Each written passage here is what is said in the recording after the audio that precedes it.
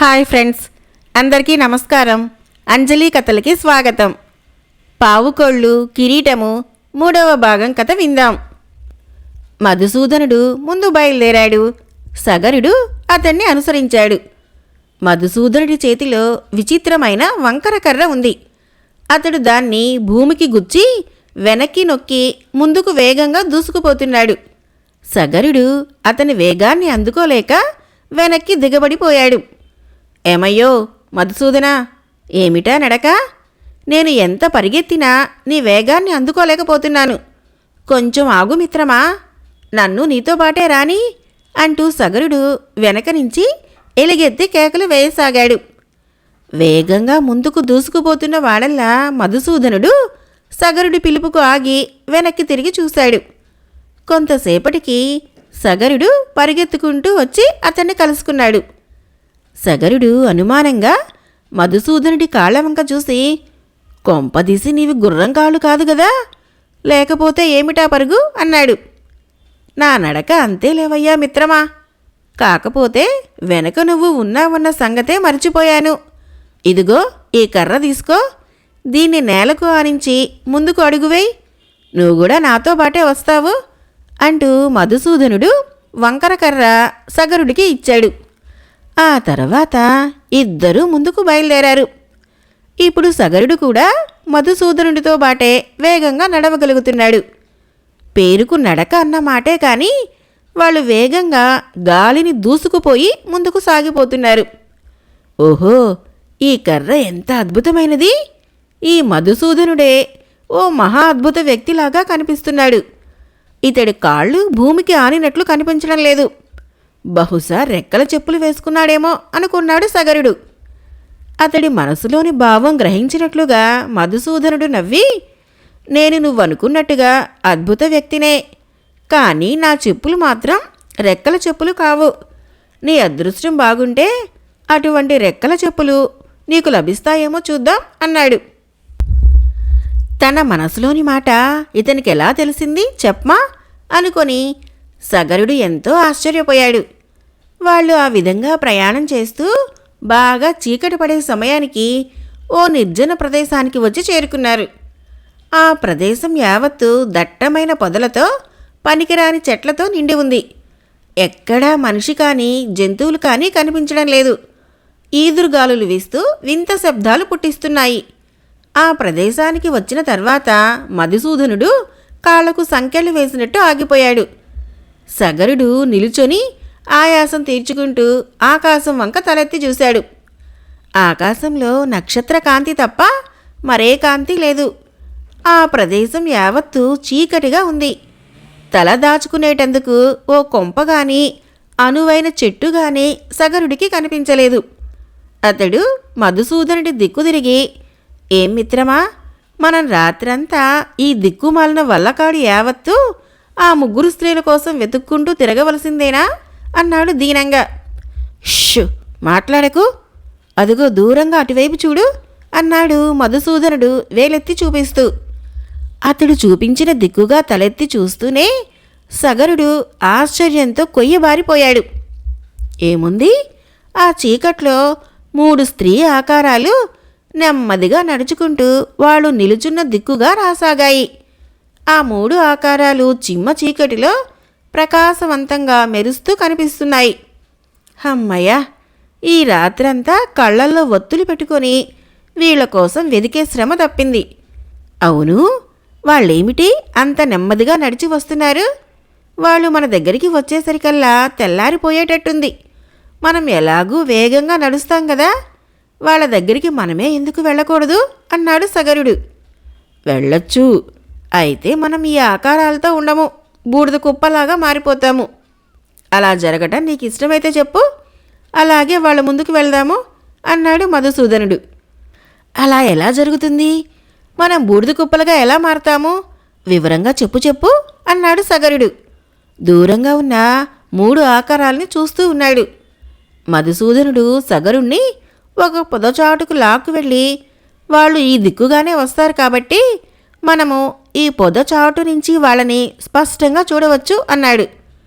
వస్తే ఎలాగూ చూస్తాననుకో, మనం బూడిద కుప్పలుగా ఎలా మారతామో ఆ విషయం చెప్పనే లేదు అని సగరుడు తిరిగి ప్రశ్నించాడు. దానికి మధుసూదనుడు ఇలా చెప్పాడు. ఈ బూడిద రంగు ఆడవాళ్ళు ఉన్నారు చూశావు, వాళ్ళకి ఆకలి దప్పుల బాధే లేదు. ఏం తింటారో ఏం తాగుతారో నేను ఇంతవరకు చూడనే లేదు. ముగ్గురు ఒకరినొకరు విడిచిపెట్టకుండా అలా తిరుగుతూనే ఉంటారు. ముగ్గురికి కలిపి ఒకే కన్ను అని చెప్పాను కదూ, అదెలా సాధ్యమంటావా? చెబుతాను విను. ముగ్గురికి ఫాలబాగాన ఒకే ఒక కన్ను పట్టే గుంట ఉంది. ఒక్క కన్నునే వాళ్ళు మార్చుకుంటూ ఉంటారు. ఒకసారి నేను వాళ్ళ వెనకగా వెళ్ళి వాళ్ళ పేర్లు తెలుసుకున్నాను. అందులో ఒక దాని పేరు జీమూతం, రెండవ దాని పేరు కాలుష్యం, మూడవ దాని పేరు కంకాళం. ఉన్న ఒక్క కన్నును వాళ్ళు వంతుల ప్రకారం ఫాలబాగాన ఉన్న గుంటలో అమర్చుకుంటారు. ఇప్పుడు ఆ కన్ను జీమూతం పెట్టుకున్నదనుకో, ఆమె తప్ప మిగతా ఇద్దరు అంధులుగా ఉంటారు. ఆ తర్వాత కాలుష్యము మరికొంతసేపు, తర్వాత కంకాళము ఆ కన్ను తీసుకొని తమ ఫాలబాగాన ఉన్న గుంటల్లో అమర్చుకుంటారు. కన్ను పెట్టుకుని ఉన్న వాళ్ళల్లో ఎవరైనా సరే మనుషుల దిక్కు ఆగ్రహంతో చూస్తే చాలు, ఆ మనిషి బూడిద కుప్పగా మారిపోతాడు. అంటే భస్మమైపోతాడన్నమాట. కన్ను ఉన్న ఆడది మాత్రం దిక్కులన్నీ చూసుకుంటూ మిగిలిన ఇద్దరికి మార్గం చూపిస్తుంది. ఆ కన్ను తీసి మరొకరికి ఇచ్చే సమయంలో మాత్రం ముగ్గురు గుడ్డివాళ్ళులానే ఉంటారు. ఎవరికీ ఏమీ కనిపించదు. అదే మనకు మంచి అవకాశం అని చెబుతున్న మధుసూదనుడి మాటలకు సగరుడు అడ్డు తగిలి, అవకాశమా? దేనికి అని అడిగాడు. అదే సమయంలో నువ్వు ఆ కన్నును వాళ్ళ దగ్గర నుంచి చేజిక్కించుకోవాలి. ఆ కన్ను వల్ల మనకేమిటి ఉపయోగం? కన్ను వల్ల మనకెటువంటి ఉపయోగము లేదు. కానీ అంటూనే మధుసూదనుడు ముగ్గురు స్త్రీల వంక చూసి, అదుగో వాళ్ళు మన సమీపంగా వచ్చేశారు. ఏ కొద్దిగా వాళ్ళు మన మాటలు విన్నా ప్రమాదమే. ఏం చేయాలో అంతా చెవిలో చెబుతానిలారా అంటూ అతడు సగరుడి చెవిలో ఏదో చెప్పాడు. ఈలోగా ఆ ముగ్గురు స్త్రీలు సగరుడు మధుసూదనుడు దాక్కున్న పొద సమీపానికి వచ్చారు. సగరుడు కొద్దిగా తలెత్తి వాళ్ల వంక పరీక్షగా చూశాడు. అవును, ఇదేమిటి వీళ్ళు ఇంత విచిత్రంగా ఉన్నారు? పొడవాటి వెంట్రుకలు బూడిద రంగులో ఉన్నాయి. శరీరం కూడా అలాగే ఉంది. అయినా వీళ్ళ శరీరంలో నుంచి ఏదో వింత కాంతి బయటికి వస్తూ వెలుగును విరజుమ్ముతున్నది అనుకున్నాడు సగరుడు. వాళ్ళ ముగ్గురిలో ఒక స్త్రీ ఫాలబాగాన కన్ను ఉంది. ఆ కన్ను వజ్రంలాగా మెరుస్తున్నది. అంతేకాదు, ఆ కన్ను అటూ ఇటూ తిరుగుతూ పరిసరాల్ని శ్రద్ధగా కనిపెడుతున్నది. ఆ ముగ్గురు స్త్రీలు అలా నెమ్మదిగా నడిచి వస్తున్న వారల్లా సగరుడు నక్కి దాక్కున్న పొద దగ్గరకు వస్తూనే చటుక్కున ఆగిపోయారు. వాళ్ళు సరిగ్గా తమ పొద దగ్గరికి రాగానే దేనికి ఆగిపోయారో సగరుడికి అర్థం కాలేదు. అతడు భయపడుతూ మధుసూదనుడి చెవిలో, ఏమిత్రమా, కొంపదీసి ఆ కన్ను ధరించిన కాంతామణి మనల్ని పసిగట్టలేదు కదా అన్నాడు. అదేం కాదులే, నువ్వు కంగారుపడి కార్యాన్ని కాస్త రసభాస చేయకు. ఏం జరుగుతుందో చూడు అన్నాడు మధుసూదనుడు అతి నెమ్మదిగా. కళ్ళు లేని ఇద్దరిలో ఒకతే కన్ను ఉన్న స్త్రీ చేయి బుచ్చుకొని ఆపుచేసి, అక్క జీమూతం, నువ్వు ఆ కన్ను పెట్టుకొని దాదాపు గంట పైగానే అయింది. ఏదో పెద్దదానివి కదా అని ఇంతసేపు ఊరుకున్నాను. ఇప్పుడిక నా వంతు. ఆ కన్ను తీసి త్వరగా నాకిచ్చేయ్ అంది. మూడవది వాళ్ళిద్దరి మధ్యకు వచ్చి, ఎంత నంగనాచివే కాలుష్యం, నువ్వు కన్ను పెట్టుకొని తీసిన తర్వాతనే కదా జీమూతం ధరించింది. అప్పుడే నీ వంతు ఎలా వచ్చింది? ఇప్పుడు ఆ కన్ను ధరించవలసిన దానిని నేను. లెక్క ప్రకారం ఆ కన్ను నాకే రావాలి, తెలిసిందా అంది. సగరుడు ఉండబట్టలేక, అయితే ఇప్పుడు మాట్లాడిన దాని పేరు కంకాళమై ఉంటుంది అన్నాడు. తగువులాడుకుంటున్న గుడ్డి వాళ్ళిద్దరికీ సగరుడి మాటలు వినిపించలేదు. కానీ కన్ను ధరించి ఉన్న జీమూతం మాత్రం అతడి మాటలు విన్నది. ఆగండర్రా మీ దెబ్బలాటలు మీరును, ఇక్కడెవరో మనిషి ఉన్నట్టుంది. నేను వెళ్ళి ఆ పొద వెనక వెదికి వస్తానుండండి అంటూ జీమూతము అడుగు ముందుకు వేయబోయింది. కాలుష్యం ఆమె చెయ్యి విడిచిపెట్టకుండా, నీ మాటలు నమ్ముతాననుకోకు జీమూతం, ఇంత క్రితం ఎన్నోసార్లు ఇలాగే మాయమాటలు చెప్పి కన్ను ఎక్కువసేపు ఉంచుకొని ప్రకృతి అందాన్ని తిలకించేదానివి అంది. నిజమేనే, నా మాట నమ్ము, మనిషి మాటలు విన్నాను అంది జీమూతం. నేను నమ్మను. ఆ కన్ను ఇలా ఇచ్చేయ్. అంతగా అవసరం అనుకుంటే మనిషిని భస్మం చేసే శక్తి నాకు కూడా లేదా ఏంటి అంది కాలుష్యము ఆమె చెయ్యి విడిచిపెట్టకుండా. వాళ్ళిద్దరి మధ్యకు తోసుకు వచ్చిన కంకాళం బాగా రెచ్చిపోయి, ఇది చాలా అన్యాయం జీమూతం అక్కయ్య. కన్ను ఎక్కువసేపు పెట్టుకొని ఆనందాన్ని అనుభవిస్తున్నది. నా వంతు రాకుండానే నువ్వు మళ్ళీ కన్ను చేజిక్కించుకోవాలని చూస్తున్నావు. ఇదేం మంచి పద్ధతి కాదే చిన్నక్కయ్య. న్యాయంగా ఇప్పుడు కన్ను ధరించవలసింది నేను. ఆ కన్ను నాకివ్వండి అంది. నేనంటే నేనని కాలుష్యము కంకాళము పెద్దగా అరుస్తూ వాదనలోకి దిగారు. విసిగిపోయిన జీమూతము వాళ్ళని విదిలించుకొని ఫాల భాగాన ఉన్న కన్ను తీసి చేతబుచ్చుకొని, ఇదిగో కన్ను తీసి చేతబుచ్చుకున్నాను. ఇప్పుడు మీ ఇద్దరిలో ఎవరు దీన్ని ధరిస్తారో నిర్ణయించుకొని అప్పుడు ఈ కన్నును తీసుకోండి. మీ ఇద్దరికీ గడియ కాలం అవకాశం ఇస్తున్నాను. ఆలోగా ఎవరో ఒకరు తీసుకోలేకపోయారో తిరిగి దీన్ని నేనే ధరిస్తాను. అలా ధరించానంటే మళ్ళీ గంట సేపటి వరకు నా ఫాల భాగాన్నే ఉంటుందని మాత్రం తెలుసుకోండి. తన తర్వాత కన్ను ధరించే వంతు కంకాళానిదని జీమూతానికి తెలుసు. అయితే వాళ్ల వాదులాటని ఆసరాగా తీసుకొని మరొక గంట సేపు కన్ను ధరించాలని దాని ఉబలాటం. గడియసేపు వాళ్ళిద్దరికీ దొరకకుండా ఉంటే కన్ను ఎంచక్కా ధరించవచ్చునని జీమూతము చెల్లెళ్ళిద్దరికీ దొరకకుండా 2 అడుగులు వెనక్కి వేసింది.